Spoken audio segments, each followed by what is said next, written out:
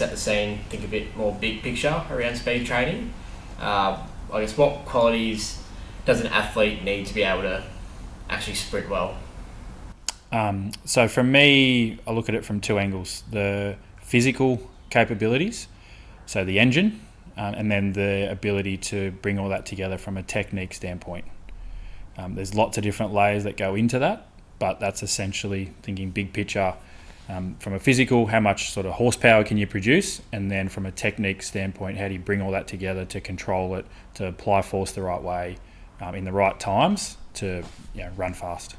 And is it true that genetics do play a big part in sprinting and being fast and that kind of thing, or is that a bit of a myth? There's definitely genetics help in the sense that things like height, so longer legs, are going to have a bigger stride length, which definitely helps. You still obviously got to be able to use that to your advantage, but that's you got a head start there if you've got longer legs. Things like your nervous system, so some people are just very neurally driven, very elastic. Things like just muscle mass, those sort of things have a strong genetic component.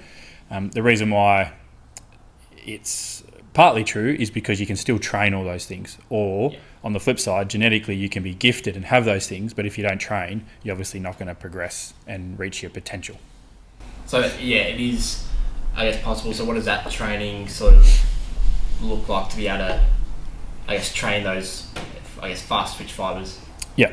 So it's, if we think of the sort of the engine, the capacity, and then the ability to apply it. So you got to be able to produce force and lots of force. So that's why strength has a strong correlation to speed, particularly starting speed, so acceleration. Once we get going, sort of transitioning to more upright running and top end speed, less of a link. There's still a lot of force, but it's just more now about the application because it's applied in a really short time frame. So there's two athletes when we're having this discussion this morning. You can have an athlete that is really, really strong, but takes a long time to get to that force production. Someone that maybe is only 50%, but they can get there really quick, then they potentially will have a higher speed potential because it's the ability to produce force quickly. So we're on the ground for a really short amount of time when we're sprinting, even accelerating where we're on the ground a bit longer where we push, but then as we get faster and faster and faster, the time on the ground gets shorter, so we've got to be able to produce that force in a really short time frame and in a really coordinated way, so it's applied in the right direction to either move us forward, move us laterally, to actually brake, so that we can stop, and then potentially agility, manoeuvres, that sort of stuff. Yeah. And so obviously with your role at the Bushies, you obviously do a bit of the S&C stuff there, and you speak to a lot of recruiters around the AFL. So I guess why is speed the main skill that recruiters are looking for in most sports nowadays? So skill in terms of my role, absolutely. Obviously, you still got to be able to kick the footy and mark the footy, and that's sport skills. But from definitely a S&C athletic profile perspective, those skills, definitely speed, I would say, is the number one trait. And that's because if you look at the AFL, it's just such a high speed game. The ability to win the ball or to get the ball back requires either speed to take the footy and move away from an opposition, or if they've got the ball, you got to obviously close space as quickly as possible to force them to rush and make poor decisions, which if you're not fast, then that's easy for them to take more time, work their way around things and make good decisions. So it's only getting more and more. So some of the stuff I've seen this year already, even last year, the high-speed running had kept climbing. This year, it's only been higher again. So it seems to be we're getting a little bit of a changing body shape, and so some more of those small forwards. If you look at the Hawthorn model, even GWS seem to be a favour towards some of the sort of smaller forward, and speed. Ability to put pressure on from behind, as well as get the footy and attack at speed. And how big is the sort of gap between, I guess, the athletic profile and high speed running between the Coates League and then the AFL? Definitely a gap. Not as big a gap as some of the other leagues. I think Coates League would be the closest to it from a speed perspective because we've got such athletic kids. The big gap between AFL and Coates League would be just in the size. So AFL, they're big, strong fellas as well as being really fast. They obviously years in the system, build body mass and get in the gym to do that. Whereas, Coates League's really quick, and that's where it probably has a big jump up from even kids playing O&M seniors, for example, because the speed at which the Coates League is played at. I've done a lot around the GPS stuff, even from Tallangatta League to Ovens and Murray to Coates League, even to the AFL. The distance per minute, so just as a general work rate rule, isn't that different.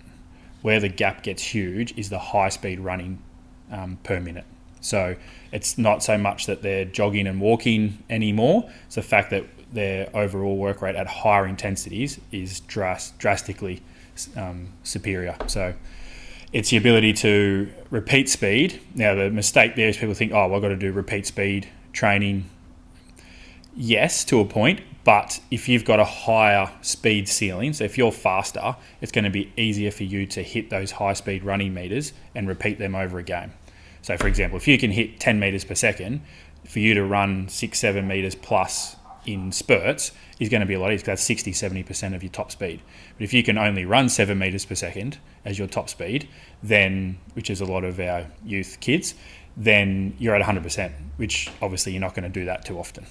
Yeah, and so with the GPS numbers that you sort of have access to, how different, like what kind of numbers are AFL players hitting in terms of those high sprint meters or the meters per minute compared to a Coates League, compared to a local footballer? Yeah. So what's really interesting in, say, like an AFL, what they're amazing at is they sap every little bit out of themselves. So typically, relative to their own max velocity, a lot of these guys are hitting 90% plus in game every week, some even PB, their max speed in a game.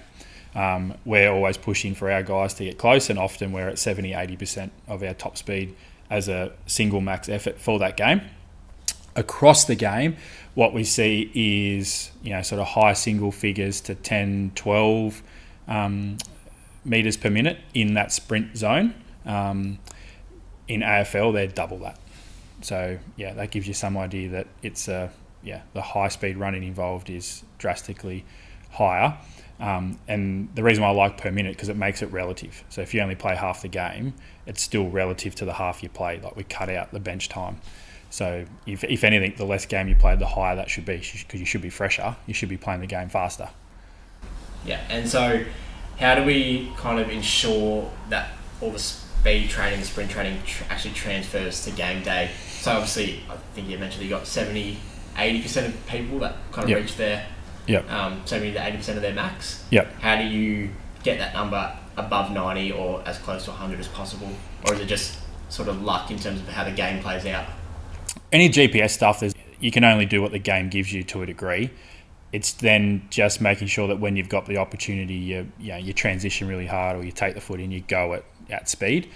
What I see is a lot of that's not natural. So that's got to be trained. It's got to be trained at athletically, so speed sessions to raise the speed profile, but then obviously trained at footy training to make sure that you're actually realising your potential and getting that transfer across, because running with the ball in your hand is very different, so it's a little bit of a different skill again. Obviously, if you're faster, that's more likely you're going to be fast with the ball, but then doing that, and then your coaching, it becomes really important, because it's then coaching running patterns, using your weapons, all that sort of stuff, which is a big part of your footy development. So I guess the next sort of topic is the sort of planning and structuring of the speed work.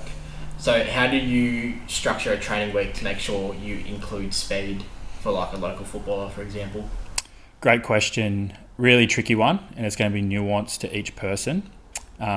Other than the fact that a lot of juniors typically train same night, senior club train the same nights across the leagues. The key is with speed training, fatigue is your enemy. So finding times when you're most fresh. So for example, if you train Tuesday, Thursday nights at club, particularly knowing that Tuesday is often more of a session than Thursday night in terms of volume and the sort of stuff you're doing, makes Wednesday morning your least best option across the week for speed, because of the carryover fatigue post Tuesday night. So for me, it's trying to find where you've got maybe an afternoon off to do it that morning, or if you've had nothing that morning, trying to do it that afternoon, so that you at least had 24 hours with not much on, so that you can come into that session feeling reasonably fresh, so that you get the most out of it. And how many speed sessions a week should an athlete be doing minimum? So it depends on the time of year. I think 2 if you really want to improve your speed as a minimum, potentially 3 if you've got a lot of work to do in and around your speed. If you're in season, you've been doing a fair bit of work on it, 1's probably enough to maintain it, but you're probably not making big inroads in your development only off 1 session. And I've got some good data on our young athletes where when we've dropped back to 1, things sort of hold, maybe plateau a little bit, in season or more fatigue, probably plateaus a bit more. But then where, 1 session becomes pretty hard to hold on. We see the technique stay the same. So the fundamentals are pretty good off 1 session, but we're not seeing a real elevation in their speed off only 1. So the answer would probably be 2 sessions I'd be aiming for, if possible. Yeah, and would you sort of do them, obviously it's sort of based around, I guess, the context of the training week, but are you trying to do it closer to the start of the week so you're fresh for game day? Because what's kind of the fatigue off the back of sprint training? So the beauty if you're doing 2 sessions, how you can start to structure them is have some shorter, more acceleration, even change it to direction type work earlier in the week, because you're not hitting the real high-end speed. The risk of things like hamstring injuries, that sort of stuff is probably a little bit less. So we can focus on, maybe if we played on a Saturday, either a Monday or Tuesday, being a bit more acceleration focused. Then as we get later in the week, hopefully we've recovered more from the game, we're getting closer to the next game, we're managing our training loads across the week. So say like on a Thursday, we could potentially look at a more top end speed session where the volume's really quite low. So yes, there's really high output from we're trying to hit really high speeds and we've got a bit of a run up and we're, it's all out effort, but we're talking, 3 or 4 efforts. We're not talking with good rest in between. So we're not accumulating a lot of fatigue post session. So it feels pretty hard in the moment because you're giving everything you've got, but then you recover from those sessions really quick. And so could you, I guess, walk me through what a speed session looks like with Athlete's Edge? Yep. So typically how we structured is, because we've got to warm up really anyway, we can't just jump into obviously max effort stuff. So we try and get a lot of our repeat skills, movement prep stuff done as our warm-up, so that we're not just doing any sort of general running and things that I don't think are going to help the session and move the needle from a speed perspective. So that's why I don't like it being a warm-up. We're warming them up, but at the same time we're trying to reinforce some of the drills, the positions, a lot of the technique that we're going to see in the session. It's my chance to almost start to coach it from the start, and then I don't have to coach it as much once we get into the drills. So we really try and set the scene in our prep, our warm-up, with some really common things that we're going to do that session. So for me, it's, get moving, we're straight into switching, we're into our dribbles, we're into some bounding. A lot of our plyometrics are done there so that we get the athlete ready. We're working on being really explosive, working on really short contact times, as well as getting into our running techniques and working on our ability to accelerate well from a technique standpoint before we even start our speed session. Then we normally roll through some acceleration work, which is different drills. There's almost always some resisted sprinting in there.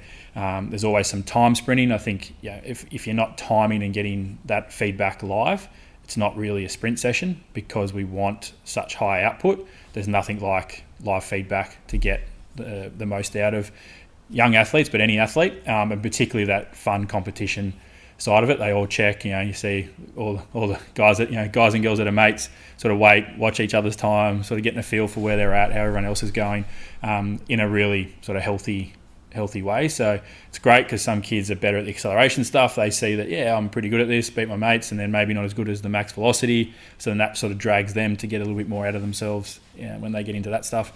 But definitely some time sprints as part of that.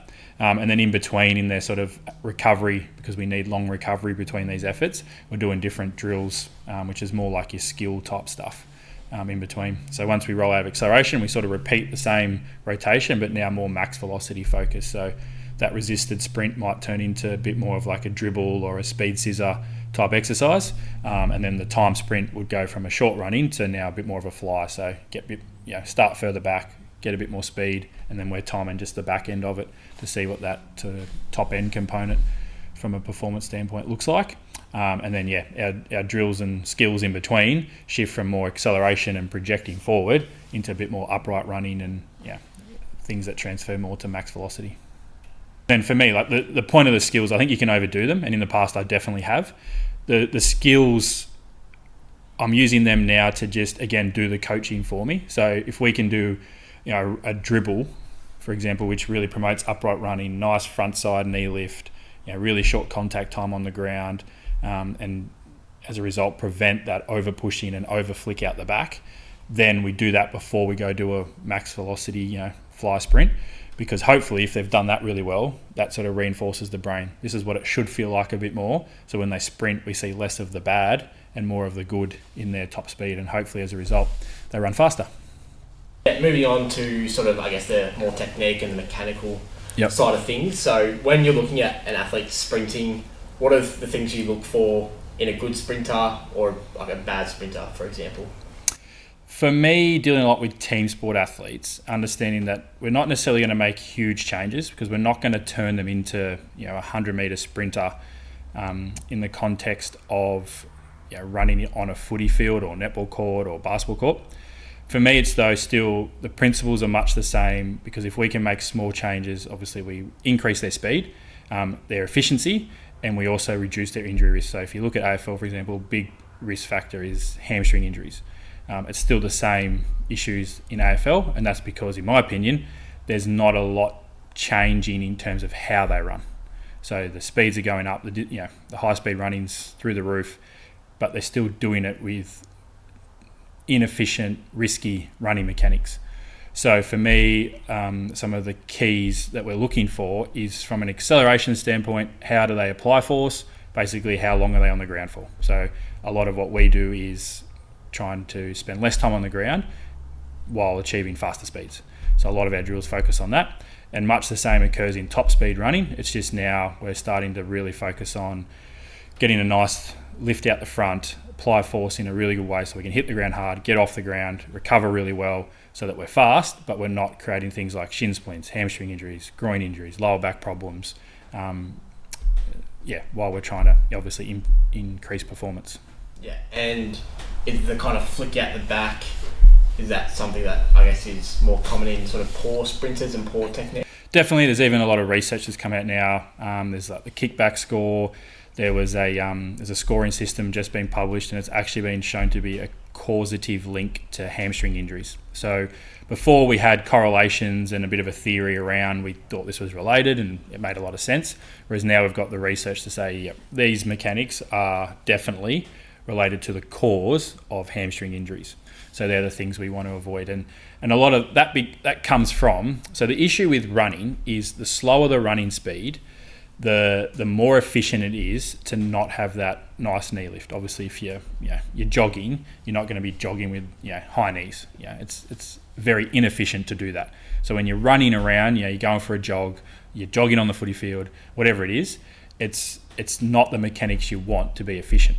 The problem is then when you start to build speed, you want to make sure that your mechanics look different sprinting than when they jog.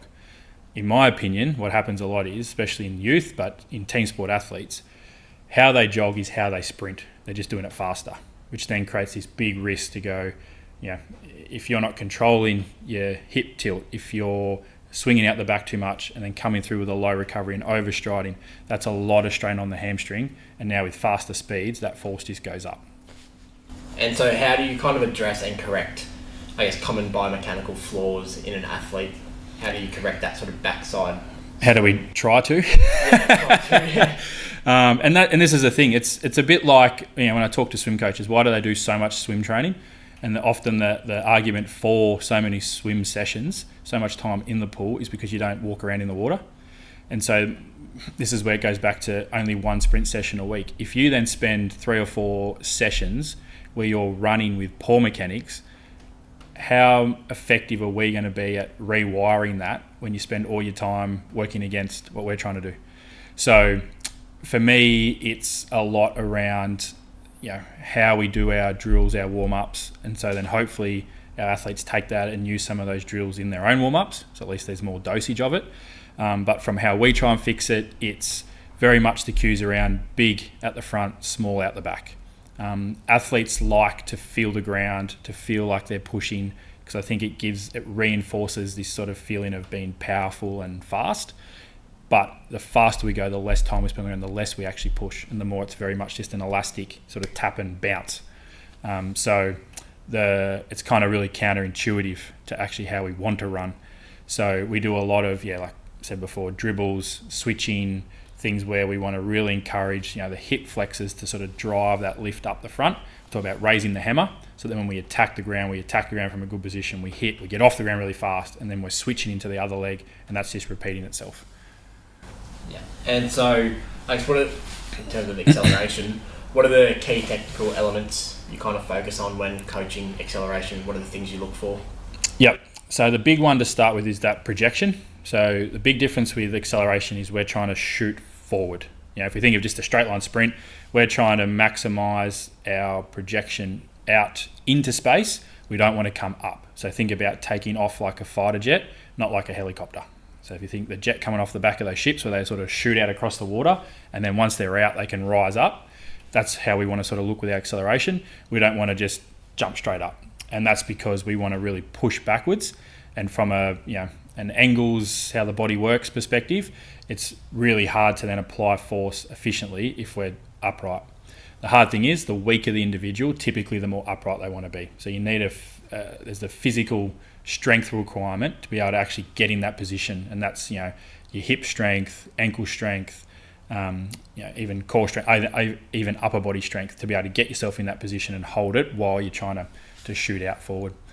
So projection's a big one, and then from there it's that ability to switch and then talk about that rhythm. So as you're transitioning, so faster off the ground, steps get a bit longer, you start to gradually rise up like you're kind of running up a hill.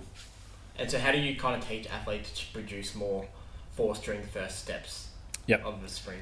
So we use a lot of resisted sprinting. So think of resisted sprinting, I guess, as like the gym version of sprinting. So we can overload it, we can put resistance on. It's great because it puts them in those positions because they've got something sort of half holding them up so they can kind of lean into it like a controlled fall. Then, the resistance means, we're trying to overload that force production. But because they're running, they still got to have a technique element to it. Otherwise, they just either fall on their face or, they don't actually run that well because they're not applying force efficiently. So things like resisted sprinting, then other exercises like, our cone accelerations where we sort of encourage the step lengths we want to see. So that means a shorter to longer step length each step. We do things like bounding, where it's really just about projecting forward. And so what are off the back of that, what are the common mistakes that you see that athletes make when trying to accelerate well? One again is just don't get that lift forward. So they want to pick their feet up. We get in a position where our foot flicks up and is a lot higher than our knee, which now our shin is in this angle where it's attacking back into the floor. As a result, it sort of flicks around and breaks on the ground. So it's like running around with the handbrake on. As opposed to low foot, just skim across the top of the ground as that knee drives forward, and then you're in a great position to use your glutes and your hamstrings to sort of hit the ground back underneath yourself and really push yourself through. And how important is that shin angle when in reference to acceleration? So we talk a lot about shin, for me, is your compass. Yeah. So if it's not pointing forward, so knee over toes, that position, when you push, if it's vertical, when you push, you stand straight back up. So you become that helicopter. If it's, over the toes, your heels up, so you've got to have really strong calves for that. And then you're pushing back, then you're going to have a lot more, horizontal projection. So moving forward a lot more efficiently. And the same is true for even deceleration. So the opposite. So now your shin's pointing backwards because you're trying to stop to go backwards. Same when you move laterally. So if you plant your foot, knee should be inside your toes so that when you push that way, you're going to move that way. Yeah, moving on to sort of part 4, some of the physical qualities, like the strength, ankles, sort of resistance work. What role does sort of ankle and calf actually play in sprinting? Obviously you touched on it before, but... The sort of foot, ankle, calf is massive to the point that you're using about 100% of your capacity of those areas when you're running, accelerating and sprinting at top speed. So it's like, if you're weak through those areas, it's like driving with flat tyres. You're not going to have obviously that same interaction with the road. It's not going to be springy, fast. The challenge there is if you think what happens a lot is we build a lot of strength higher up with these big muscle groups. Like it's common to get stronger with your squatting, your deadlifting, RDLs, all that sort of stuff, which is important because they produce a lot of the force. But the foot ankle is obviously what interacts with the ground. So if they're not strong, then essentially you're just leaking force out, and you're not going to realise your potential from everything else you're doing, because essentially everything else is too strong for what your ankles and calves can actually handle. And so I guess off the back of that, what role does the sort of strength training and gym actually play in sprinting, and like what's kind of the transferal? Yeah, it's a great question, because if you look at like sprinters, there's sprinters that have performed at Olympic medal level and don't go in the gym. So sprinting itself is a very good strength exercise. It doesn't always work the other way. So if you get faster and do a lot on your sprinting, your gym lifts will generally improve, because the strength in the muscles, the tendons, even the nervous system component in sprinting will elevate your gym performance. You can get stronger in the gym and get slower. So it doesn't always work evenly either way. The acceleration, because of the angles and the time on the ground being a bit longer, has a stronger link to what we do in the gym. In the max velocity, that link starts to get weaker and weaker. What we're looking at there is, how does our gym complement top speed running? It's more about keeping the athlete as healthy as possible. So what sprinting doesn't do is provide, sort of heavy, long loads on things like tendons to help the tendon cross-bridging and the elastic stiffness profile of tendons. So what we do in the gym is start to get pretty specific in and around how we help the body's tissues function at a good level, and almost kind of offset what their sport's doing to them. So we're kind of trying to work in and around that to keep the athlete as healthy as possible. And moving on to our sort of top speed, acceleration and I guess deceleration, what are the sort of main physical qualities needed to hit and maintain that top speed? Because obviously we've sort of chatted in the past around Usain Bolt and all the other sprinters. They have a pretty similar top speed, but who can actually hold on for the longest? There's always, I guess you can look at it from a one-off effort, like what's the actual quality in isolation, and then what's the repeatability of that, where it's like, people often think fitness, which is part of it. Also then the ability to, so like, I guess from an energy system standpoint, there's a link there, but then also from an efficiency standpoint to be very mechanically efficient so that it uses less energy. So we often, the default is get fitter, not necessarily do less, but do it better. So there's an element of, if obviously you're training it, you're enhancing the ability to reproduce it, but at the same time, as you get more efficient, you don't have to reproduce it as much because you use less energy for the same result. In terms of the difference between them, obviously acceleration, a lot of sort of force pushing backwards to move forward. So we've spoken a bit about that. Primarily concentric dominant, so muscle shortening to produce that power moving us forward. Max velocity starting to get more around that real reactive kind of stiffness component. So yes, there's a lot of force, but it's moving really quick, hit the ground, bouncing off the ground.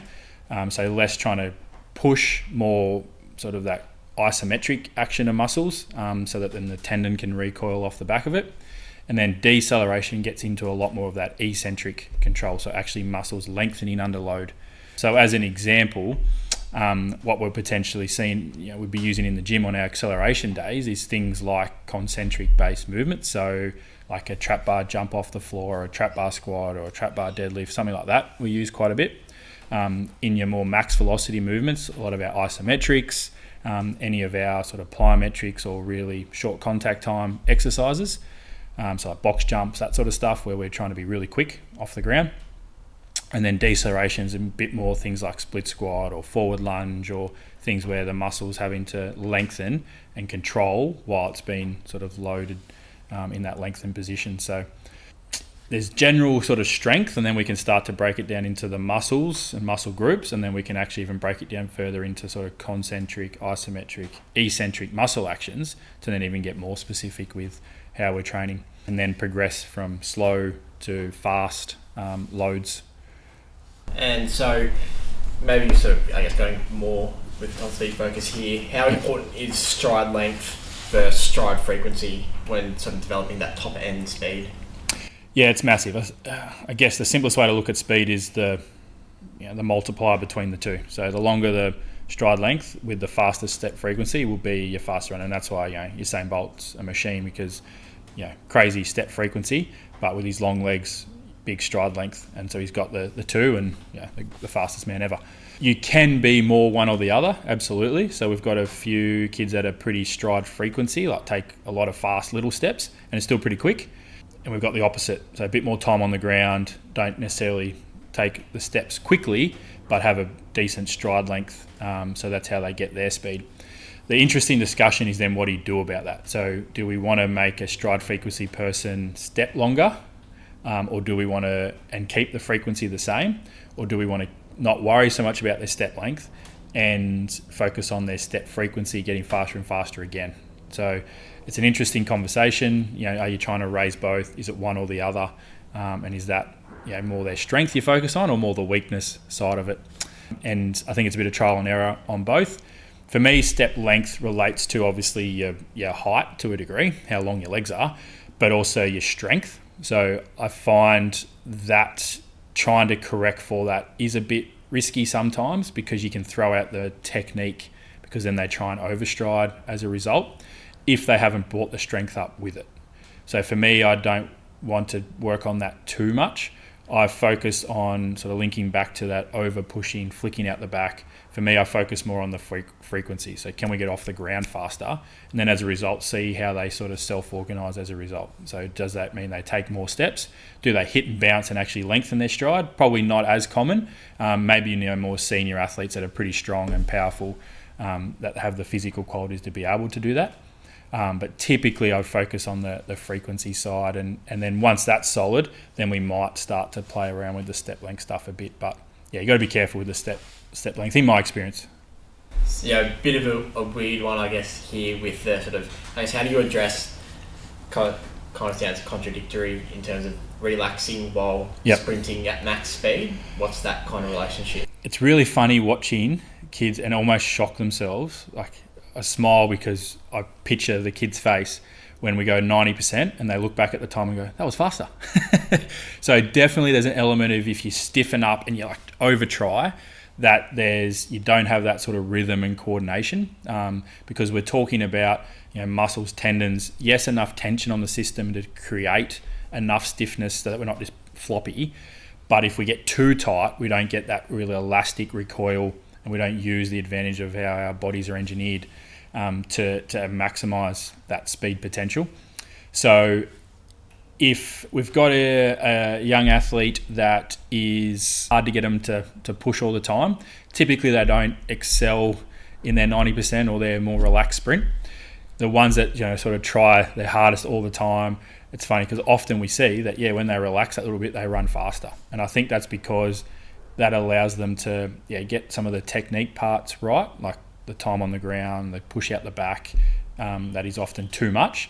They just relax and that gets corrected a little bit in their relaxed run, as well as the fact that, they're just a bit more sort of open to movement. Their shapes are a bit more relaxed, just look smoother.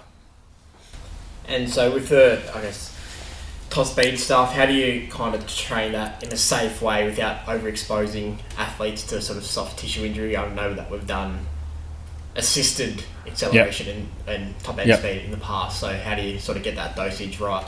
The big one is consistency, because I think it's crazy what the body can handle if you're consistent, and that's not just the speed sessions. So that's their gym, that's their footy training, netball training, soccer training. But like the more the kids up and down with everything else that's going on, even their sleep routine, like the more consistent the food, everything is, the more durable they are, the more I don't have to worry about that stuff. Having said that, it's always a risk, and as bodies are developing, it is tough, and we still get injuries and whatnot. It's a little bit of, it's part of sport, it's part of what we do. We obviously don't want them to happen, so it's just the balance between when can we push? When is it more hot pull back? So we try and periodize, like for example, our top speeds, we start each block at only a 20 meter running, we go to 25, we go out to 30. So in theory, off the shorter running, they shouldn't be able to run as fast. We're almost sort of capping how much they can let loose in their sprint. We build up to, we do that for a week or two, we get out to 25. So we're trying to, with a lot of what we do, even the drills we pick, just structure that so it's a progressive overload. Typically the start of a block, the acceleration block goes for a bit longer, the max velocity is a bit shorter, and then we sort of flip it. So by the end, we're doing a little bit more max velocity because it's taxing, because you still got to accelerate to build the speed. And then you've got to obviously hit top speed and then hold it for 5-10 meters. So yeah, it has a bigger cost and a bigger risk, I think, attached to it. And then the same with the gym. We're trying to match up what we're doing in the gym with our speed sessions so that they're in alignment. We're sort of developing the physical qualities while we're trying to realise them at the speed sessions. The stresses are similar, so low weeks are sort of low weeks, high weeks are high weeks, so that they're not just the same load all the time. And so with the gym stuff, what kind of role does some of the eccentric strength play in, I guess, the deceleration? It's huge in and around the protective effect, because so what happens with an eccentric contraction is the forces, you can handle a lot more force eccentrically than you can concentrically. So if you're only ever doing a lot of concentric based stuff, you're not necessarily overloading the eccentric component very often. So for example, if we got you to do, say, like a heavy squat, there would get to a point where you could, so say your squat's 100 kilos and that was the max effort you could push up. You could probably control about 140, 150 kilos back down. You just wouldn't be able to get it back up. So you're stronger in that lowering portion than you are on the pushing up. So if all the movements we do are down and up, then we're never at the same relative intensity on the way down, if that makes sense. So unless we do some sort of eccentric dominant exercises, we're not overloading that part. So an easy way to do that, for example, is the box jump. So we can go off a box, we can jump up on a box. You're only going to be able to jump on a box as high as you can jump, but we can overload the fall. So we can say, if you can jump 50 centimeters, we can put you on a 80 centimeter box. Now you haven't seen that load before because you don't jump 80 centimeters. So we can put you up there and then you've got to fall and actually break against that, which is a form of overload, which is going to be protective for some of that eccentric stuff when you have to break really fast in a game of sport, or you jump up and you get bumped and you've got to land on one leg and control it. And I think that's why we see a lot of things like ACLs. Even if you're doing a lot of the right training, if you don't have some of that eccentric stuff in there, you're not overloading that part. You're still potentially leaving parts on the table. And how does that proper deceleration technique actually reduce injury? So like ACL, for example. Yeah, it's huge because we know things like sort of braking, landing on a stiff knee has a much higher link to ACL. And that's because if we stiff knee, a lot of that load's compressed in the joint, which means ligaments, as opposed to bending the knee and actually loading into it, which then your quad, your hamstring, your glute, then starts to take up a lot more of the slack in and around where that force has to go. Energy's got to go somewhere. So just by, the technique around dropping the hips a little bit, bending the knee and actually using the muscles and tendons to take the load, actually then takes a fair bit of that pressure off the joint itself. And so I guess what's the biggest mistake you see athletes make when trying to stop or slow down, I guess, suddenly? Yeah, the technique. So I think if you've got either a little bit of a grumbly knee or you've got a bit of quad weakness, the issue there is the way they often stop is they'll be very hip dominant. So they kind of break on a fairly stiff leg, they sort of fall forward. There's even, to me, certain techniques even link into things like concussion, because if that's your technique, that's how you're going to approach a ground ball, then fall forward, then you're more risk of getting a head knock. So can we teach the way to actually get down low, but actually do it in a way that is more efficient and has a less injury risk? Because we're actually spreading the load across more parts of the body. And I guess that sort of flows well into the change of direction discussion. Yep. So how do you sort of teach athletes to maintain that proper body posture during sharp cuts, sharp turns?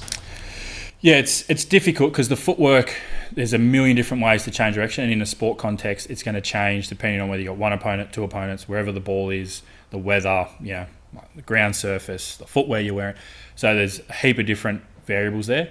So we just try and simplify the principles. So things we were talking about before around our shin angle. So the common one is changing direction, sort of both feet on the ground, and we get in this pyramid shape instead of both our shins sort of coming in so that we can push and come out, so we don't leave that inside leg behind and it gets, sort of that medial knee, inside knee stretch, and you feel it through your groin.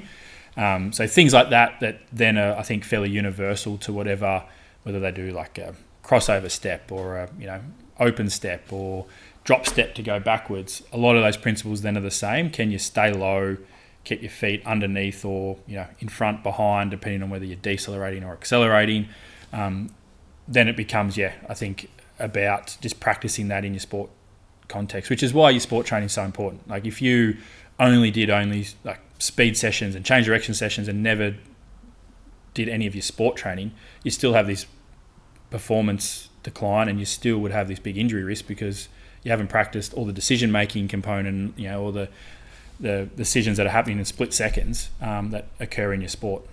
So probably a good segue into, is the change of direction more about strength, like technique, or is it actually decision making on the day? What is it? Yeah, all three.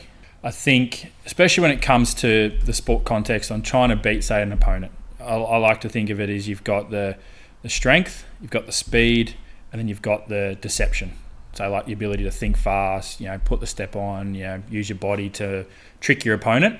You've got your strength, so like just the wrestle, can you overpower them? And then the speed, can you beat them in a race, or can you move faster than them in whatever direction? Can you stop faster? So then they sort of go past you and then you can work around them. So the best in their sport have all three at an elite level. The really good might have two, and then the average to good might just have one. And they've still got a good weapon, and it still might be the best in their league. Even the AFL, they might be a real strength-based athlete. But the more the other areas are deficient, the more you open up to getting that matchup on that day that you meet an opponent that has your measure.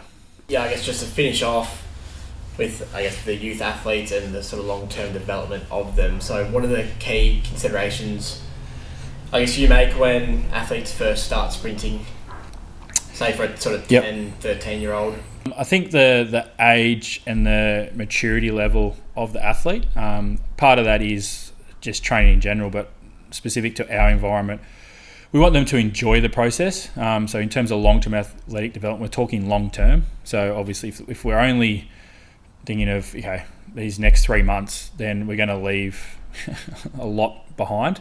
So we want to introduce them the right way. We want them to start seeing results, but we don't necessarily want to compromise what's going to happen next. So I guess we can't skip steps. So we want to make sure they come in, they enjoy it.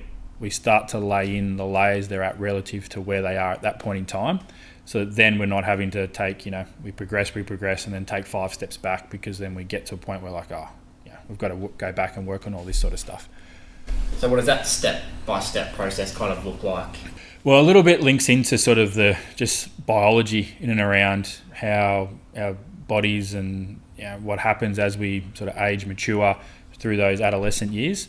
Obviously, boys and girls, that happens a little bit differently, but even within boys, girls, it's happening at different rates, and to the point that you can be 5-6 years apart from like really early developer, really late, even though the kid's the same age. So that becomes really tricky.